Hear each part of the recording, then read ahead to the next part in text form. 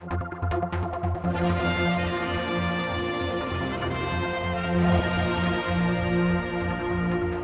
Robertshaw is back with us. People have missed us. You've been away, I've been away, but things never stop moving along. Yeah. We got so many different subjects, but I know particularly as events unfurled here this morning, Chris Thomas going, I think we want to concentrate on that one really today. Obviously, he didn't want to go. I mean, that was made very clear by Alf Cannan's press release. I mean, what sort of shock is this? And we have to clear up. Are you going to talk a bit about Kroger? Because you have to, you're involved in Kroger, because that was part of it, wasn't it? This whole issue. But where do you want to start? Well, it's bound to be.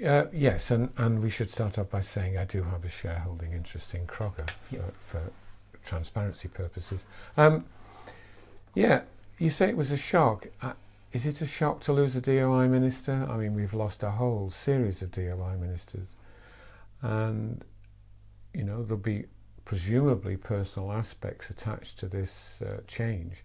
But at the same time, from my perspective, it shows yet again, that we've got a structural, organisational problem with the way government's, working rather than actually not working, because we've had a whole series of issues emanating from DOI that have gone wrong. I mean, I remember when I first went into Tynwald about 13 years ago, and I remember being, as a brand new member, completely incredulous over the mess that was the Lord Street proposals.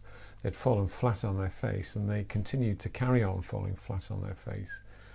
And then, now we have much more contemporary stuff like what on earth went wrong over the ferry terminal in Liverpool.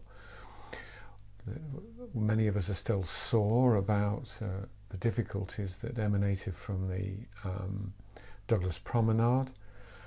I personally feel very strongly about how badly the harbour strategy was handled, and of course we still haven't got, here all these years later, we still haven't got Lord Street sorted out. So what is it that's going wrong here? And I identified that once I was made Minister of Policy and Reform, when that department was first formed. And it talked about the incredible importance of separating strategic thinking from operational thinking. And what's wrong with our government is that wrapped up in each individual departmental legal entity, you have a requirement to both think strategically and operationally, and the whole thing gets knotted up, because operational is day-to-day, remorseless, and very similar. Strategic is completely different, because it's looking into the ifs, buts and maybes of the future, and from time to time can focus on completely different issues.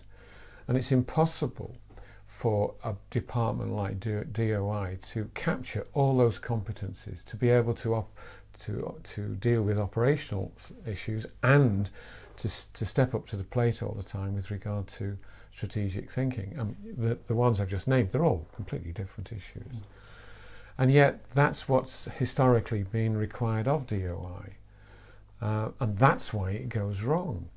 And once and for all, we have to remove strategic thinking from operational departments and get the operational departments to really respond to public requirements.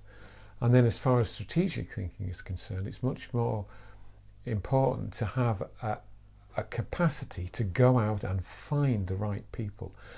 If I can just go back by way of example to the harbour strategy, it went through Tynwald, it was nodded through at £80 million. I found the whole thing jaw-dropping at the time. And the Environment and Infrastructure Policy Review Committee. Remind us, what was that harbour strategy? It was the harbour strategy was an £80 million proposal to upgrade our harbour. Well, of course, it was ludicrous. Was this for cruise ships and all that sort of thing? No, it wasn't for cruise ship. No. Well, yes, it was in part. Right. And the part that it was going to be cruise ships was faulty anyway. But the point I want to make here is that at the time, DOI said to Tynwald, this has the support of Royal Haskinen, who are a highly respected international consultancy organisation that deal very much with harbours and the like, right across Northern Europe.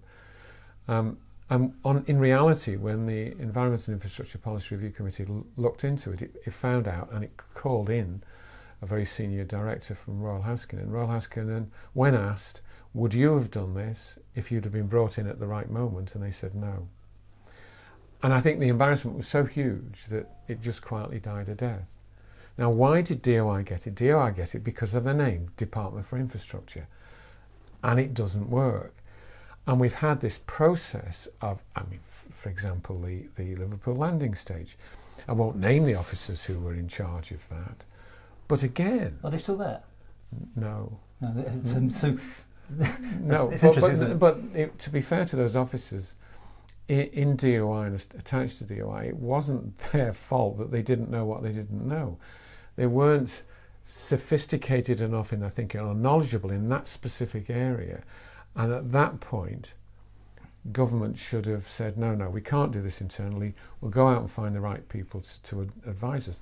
One area where I would say government's got it right was over Treasury's decision then to call in some really high-level consultants to help guide the Isle of Man through getting ownership back from the international finance markets of the steam packet back into our ownership. And we're now seeing money that otherwise would have gone out to the international financial markets been spent on a brand new boat.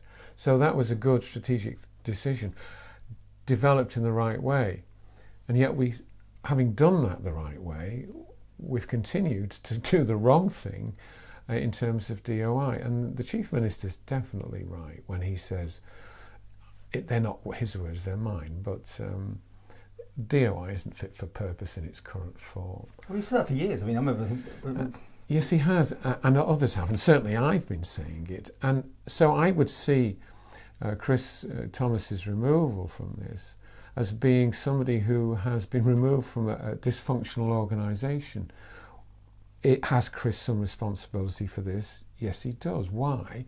Because he was on the Single Legal Entity Committee with me in the last House when we argued for exactly this point, which Chris Thomas fully supported, which was moving strategic thinking away from operational side, so that it allowed departments to focus on the operational side. When they have this sort of tumult of operational responsibilities and also a need to deal with strategic issues which they're not familiar or necessarily competent to do, it actually diminishes the whole. It spoils the ability of a department to respond to public need.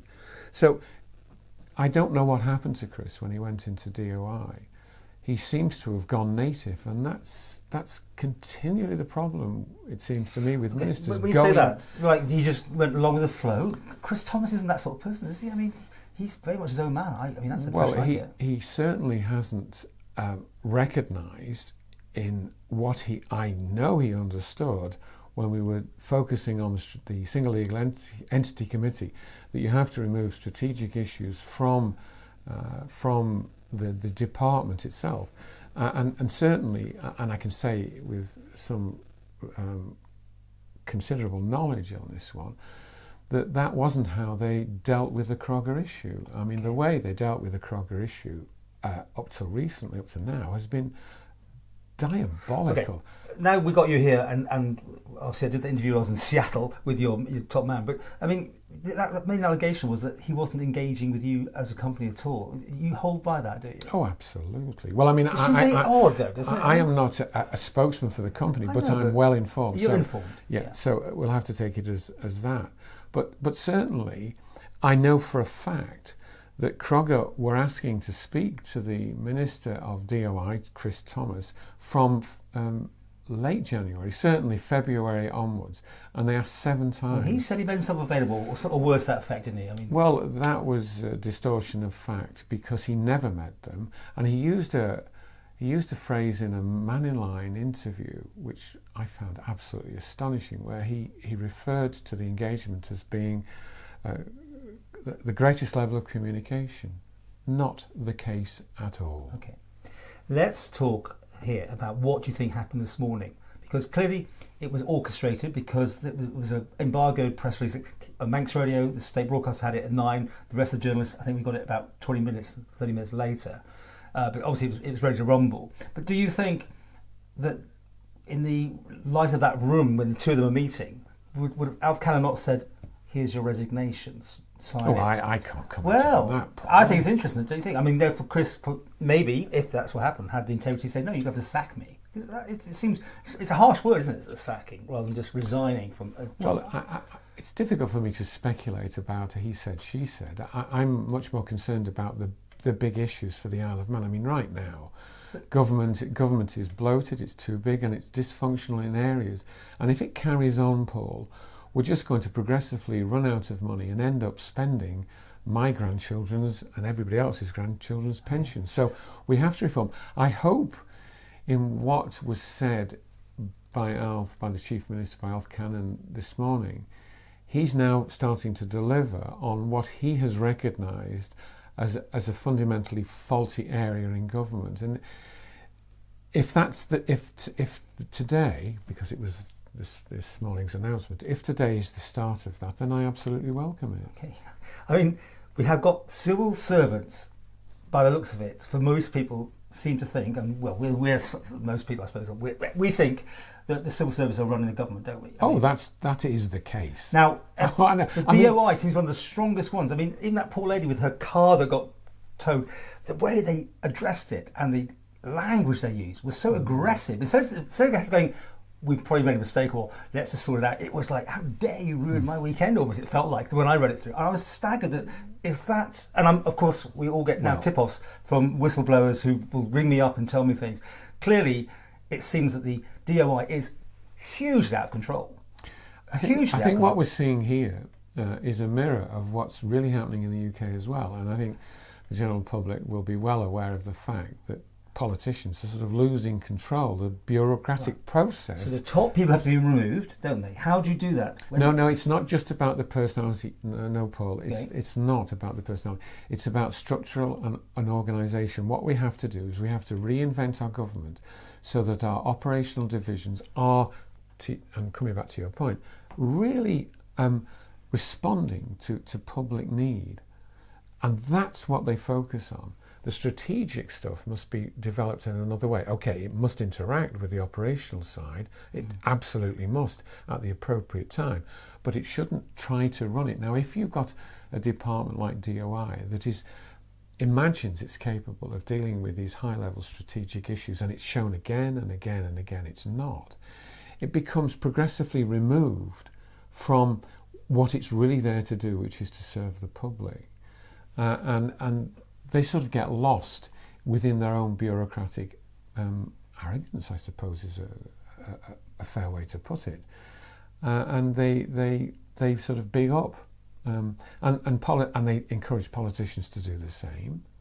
And so we've got quite a few pretty new politicians, and let's be honest, quite a few very inexperienced CEOs, and so we're not in a good place, and yet we're still trying to deal with a semi-dysfunctional system which has emerged out of the ministerial system, but which needs further amendment and change. And up to now it hasn't happened. I've got my fingers and toes crossed that the Chief Minister gets it and is really going to respond. How can he possibly put the energy into that, which seems to have taken, how many ministers has that department had? Oh. He's a Chief Minister.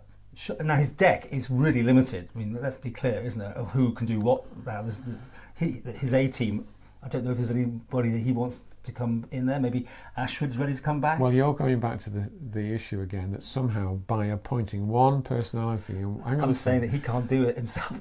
No, but exactly. Yes. Whether it's the Chief Minister or somebody else, the first principles of structuring the organisation in a way that leads towards good decision making has got to be put in place. You're not going to do it by placing an individual into a dysfunctional system and expecting them to succeed.